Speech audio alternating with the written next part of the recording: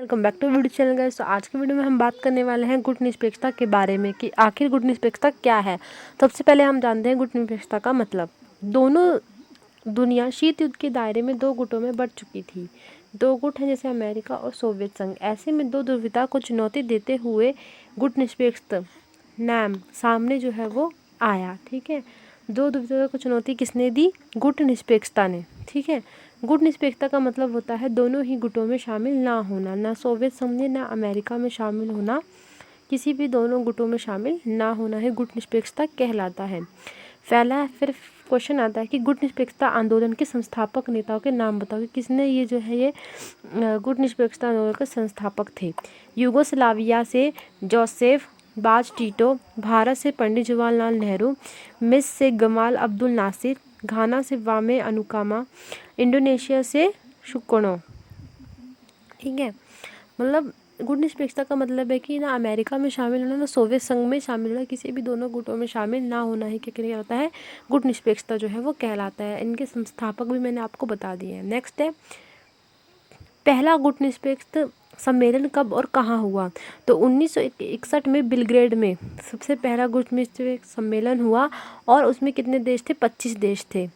2006 Cuba में हुआ हवाना में, जिसमें 116 सदस्य थे तथा 15 पर्यवेक्षक थे। नेक्स्ट है गुट निरपेक्षता ना तो पृथकवाद है और ना ही तटस्थता समझाओ। ठीक है, पृथकवाद का अर्थ होता है जो अपने आप को अंतर्राष्ट्रीय मामलों से काट के रखना। मतलब गुट निरपेक्षता का मतलब ये नहीं कि दोनों देशों में अगर शामिल नहीं है तो हम अंतर्राष्ट्रीय मामलों में भी हाथ पीछे करेंगे, ऐसा मतलब उसमें नहीं है। अर्थात बस अपने आप से मतलब रखना, बाकी किसी दूसरे से अलग रहना, कि मतलब ना सोवियत संघ की सुनना ना अमेरिका की सुनना, बस अपने आप से ही मतलब रखना। ऐसे अमेरिका ने किया। 1789 से 1940 तक पृथकवाद को अपना के रखा। अमेरिका ने क्या किया? 1789 से 1914 तक जो है पृथकवाद को ही अपनाया। भारत ने ऐसा नहीं किया था, गुट निरपेक्षता को तोड़ा था, लेकिन पृथकवाद की नीति को नहीं अपनाया था। कि पृथकवाद की नीति को नहीं अपनाया था, वह अंतर्राष्ट्रीय मामलों में जो है वो भाग लेते थे, पर अमेरिका ऐसा नहीं करता था।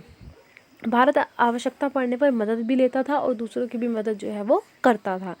तटस्थता मतलब होता है गुट निरपेक्षता का अर्थ तटस्थता का धर्म निभाना। तटस्थता को अपनाने का मतलब है कि युद्ध में शामिल नहीं होना, लेकिन यह जरूरी नहीं है कि वह युद्ध को समाप्त करने में मदद कर दे, और यह देश दूसरे को सही गलत होने पर कोई पक्ष भी नहीं रखे। मतलब तटस्थता का मतलब ये नहीं होता कि वो अगर वो युद्ध में शामिल नहीं हो रहे हैं तो वो क्या वो किसी की मदद नहीं कर सकते, या तो फिर वो किसी को समझा नहीं सकते। ठीक है, गुट निरपेक्ष गुट निरपेक्ष देशों ने तटस्थता को बिल्कुल भी नहीं अपनाया।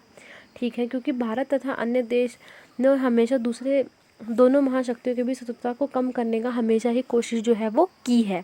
गुट निरपेक्षता को अपनाकर भारत को क्या क्या फ़ायदे हुए? तो इसमें सबसे पहला फ़ायदा था कि अंतर्राष्ट्रीय फैसले जो भी होते हैं वो उनको जो है वो स्वतंत्र रूप से जो है वो ले पाया। इसमें ना उनको अमेरिका से दबाव था ना सोवियत संघ से दबाव था।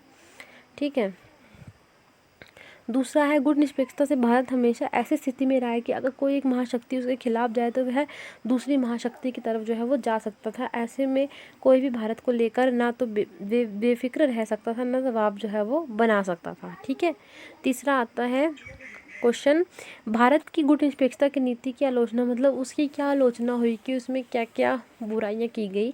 कि आलोचकों ने ऐसा कहा कि गुट निरपेक्षता की नीति सिद्धांत वहीन है। ठीक है, भारत इसके आड़ में अंतर्राष्ट्रीय फैसले लेने से बचता है। उन्होंने कहा कि गुट निरपेक्षता की जो नीति है वो बेकार है, सही नहीं है, और भारत इसकी आड़ में क्या है, अंतर्राष्ट्रीय जितने भी अंतर्राष्ट्रीय जो फैसले होते हैं उससे लेने से जो है वो बचता है। भारत में व्यापार में स्थिर नहीं है, जो भारत का जो व्यवहार है उसमें स्थिरता नहीं है। ठीक है, भारत में 1971 के उन्होंने सोवियत संघ से मदद ली थी, कुछ नहीं तो यह मान लिया कि हम सोवियत संघ में शामिल हो गए। जब भारत ने सोवियत संघ से मदद ली तो ऐसा कहा कि वह जो है वो सोवियत संघ में शामिल हो गया है, पर ऐसा नहीं था। जबकि हमने सिर्फ मदद ली थी, सोवियत संघ हमारा सच्चा दोस्त था, उसने हमेशा ही हमारी मदद की है। ठीक है, नेक्स्ट बात आती है कि नव अंतर्राष्ट्रीय